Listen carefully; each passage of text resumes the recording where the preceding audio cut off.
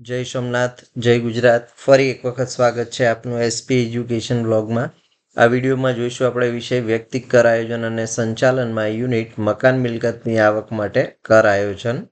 Saurashtra university 2025માં પ્રશ્ન 5.3માં 5 ગુણમાં પૂછાયેલ પ્રશ્નનો ઉકેલ. દાખલાનું નામ છે શ્રી માયા.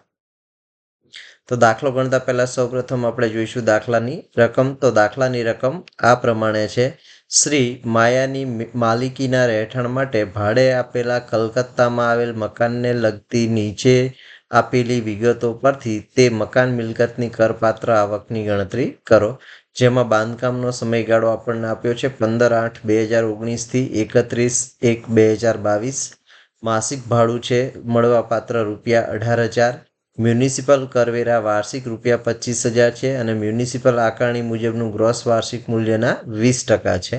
એટલે કે મ્યુનિસિપલ આકારણી મુજબનું જે ભાડું છે એના 20% લેખે આપણને કરવેરા 25,000 આપેલા છે.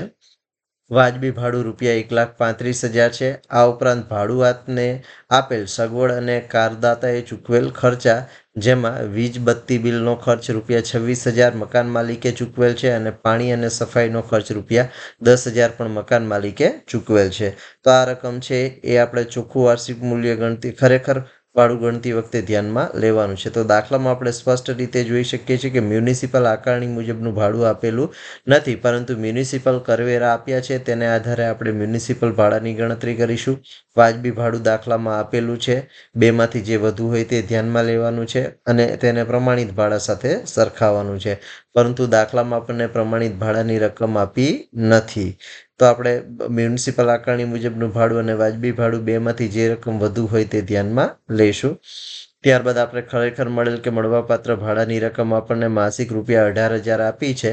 એને આપણે 12 વડે ગુણશું તો આપણને વાર્ષિક ભાડું મળી જશે. એમાંથી બાદ કરી દેવાના છે વીજ બત્તીના ખર્ચ અને પાણીનો સફાઈનો ખર્ચ. એટલે મળી જશે ખરેખર મળવાપાત્ર કે મળેલ ભાડું.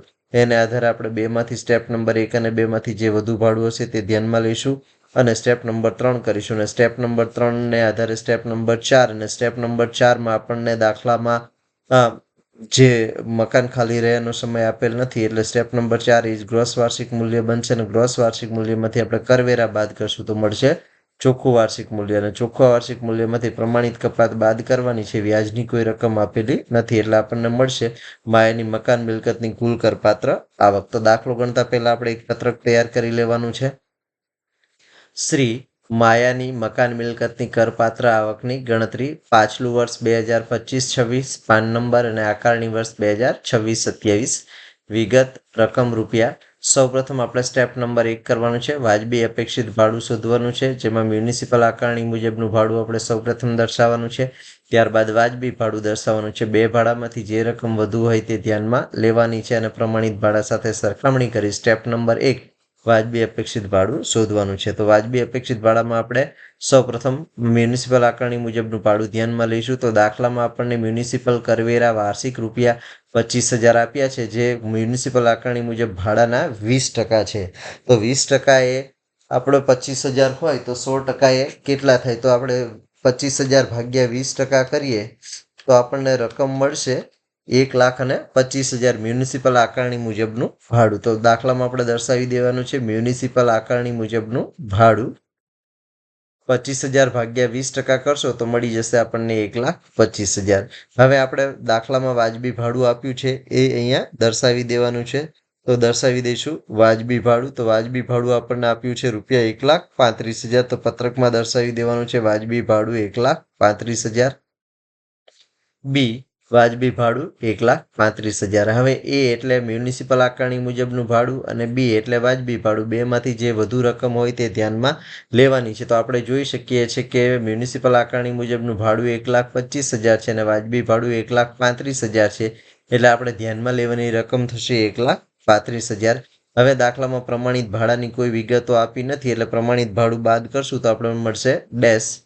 તો અહીંયા આપણે બાદ જ કરી દઈશું પ્રમાણિત ભાડું સી ડેશ. અને પ્રમાણિત ભાડાની કોઈ રકમ નથી, એટલે આપણે ઉપરની રકમ બેમાંથી જે ઓછું હોય તે અપેક્ષિત ભાડું સ્ટેપ નંબર 1 મુજબ ધ્યાનમાં લેવાનું છે. તો આપણને અપેક્ષિત ભાડું મળશે 1,35,000. હમણાં આપણે સ્ટેપ નંબર 1 થઈ ગયું છે. હવે આપણે સ્ટેપ નંબર 2 કરવાનું છે. સ્ટેપ નંબર 2 એટલે ખરેખર મળેલ કે મળવાપાત્ર ભાડું. તો ખરેખર મળેલ કે મળવાપાત્ર ભાડાની માસિક ભાડાની રકમ આપણને 18,000 આપી છે, એટલે કે 1 મહિનાનું ભાડું 18,000 છે, તો 12 મહિનાનું ભાડું કેટલું થાય? તો કે 2,16,000 રૂપિયા થાય. તો આપણે સ્ટેપ નંબર 2 કરવાનું છે, ખરેખર મળેલ કે મળવાપાત્ર વાર્ષિક ભાડું. તો મળવાપાત્ર ભાડું 18,000 ગુણ્યા 12 કરીશું તો મળશે આપણને 2,16,000. હવે દાખલામાં મકાન માલિકે અમુક ખર્ચાઓ ચૂકવ્યા છે, તો એ ચૂકવેલ ખર્ચાઓ છે એ બાદ મળી શકે એમ છે, એટલે માટે આપણે એ ખર્ચાઓ બાદ કરવાના છે, માલિકે ચૂકવેલ ખર્ચાઓ.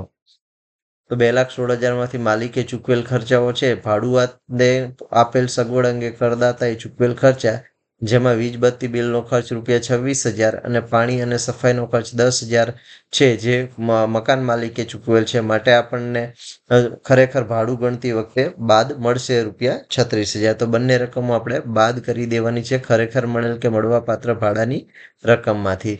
તો બાદ કરી દેશું મકાન માલિકે ચૂકવેલ ખર્ચા, જેમાં વીજળી બત્તીનો બિલ ખર્ચ છે ₹26,000 અને પાણી અને સફાઈનો ખર્ચ છે ₹10,000. અંદરની કોલમમાં મૂકી સરવાળો બહાર કાઢીશું તો કુલ રકમ 36,000 બાદ મળશે. 2,16,000 માઇનસ 36,000 કરીશું તો આપણને રકમ મળશે ખરેખર મળેલ કે મળવાપાત્ર ભાડું ₹1,80,000.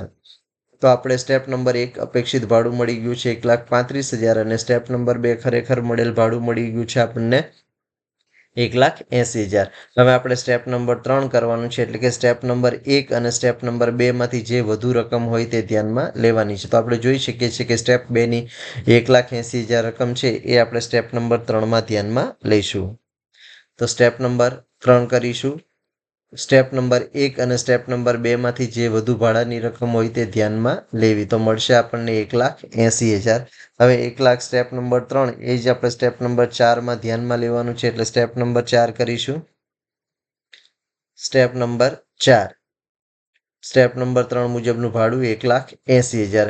હવે દાખલામાં આપણને મકાન ખાલી રહ્યાનો સમય આપેલો નથી, એટલે સ્ટેપ નંબર 4 મુજબનું જે ભાડું છે એ જ ગ્રોસ વાર્ષિક મૂલ્ય બનશે. તેથી આપણે લખીશું ગ્રોસ વાર્ષિક મૂલ્ય પણ 1,80,000. હવે દાખલામાં આપણે બાદ કરવાના છે કરવેરા. તો કરવેરાની રકમ આપણને 25,000 આપેલી છે, તો 1,80,000 માંથી આપણે 25,000 મ્યુનિસિપલ કરવેરા બાદ કરવાના છે. તો દાખલામાં જોઈએ મ્યુનિસિપલ કરવેરાની રકમ 25,000 આપી છે, તો બાદ કરવાની છે 1,80,000 માઇનસ 25,000. તો મ્યુનિસિપલ કરવેરા 25,000, 1,80,000 માંથી 25,000 બાદ કરીશું તો મળશે આપણને ચોખ્ખું વાર્ષિક મૂલ્ય 1,55,000. હવે ચોખ્ખું વાર્ષિક મૂલ્ય આપણને 1,55,000 મળી ગયું છે, એમાંથી આપણે બાદ કરવાનું છે ખાસ કપાતમાં પ્રમાણિત કપાત ચોખ્ખા વાર્ષિક મૂલ્યના 30%, એટલે કે 1,55,000ના 30% લખી આપણે ખાસ કપાત બાદ કરીશું. તો બાદ કરીશું ખાસ કપાત પ્રમાણિત મૂલ્યના 30%, 1,55,000ના 30% કરીએ તો રકમ મળશે આપણને ₹46,500. હવે ચોખ્ખા વાર્ષિક મૂલ્યમાં આપણે પ્રમાણિત કપાત બાદ કર્યા બાદ આપણને બીજી કોઈ વ્યાજની રકમ દાખલામાં આપેલી નથી, એટલે કે ચોખ્ખા વાર્ષિક મૂલ્ય 1,55,000 માંથી 46,500 બાદ કરીશું તો આપણને મળશે મિલકતની કરપાત્ર આવક. તો કરપાત્ર ચોખ્ખું વાર્ષિક મૂલ્ય મળશે 1,08,500. 1,55,000 માઇનસ 46,500 કરીશું તો મળશે 1,08,500. હવે મકાનની કુલ કરપાત્ર આવક આપણને મળી જશે 1,08,500. તો મકાનની કુલ કરપાત્ર આવક મળશે 1,08,500.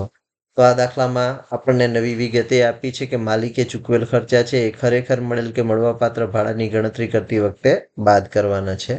આ દાખલો સૌરાષ્ટ્ર યુનિવર્સિટીમાં 2025માં પ્રશ્ન 5ના 3ના ક્રમાંકમાં પૂછાઈ ગયેલો હતો 5 ગુણ માટેનો, અને આ એનો છે ઉકેલ. જો વિડીયો ગમ્યો હોય તો વિડીયોને લાઈક કરી દો, લિંકને મિત્રો સાથે શેર કરી દો, ચેનલમાં નવા હોય તો ચેનલ સબસ્ક્રાઈબ કરો. જય સોમનાથ, જય ગુજરાત, થેન્ક યુ.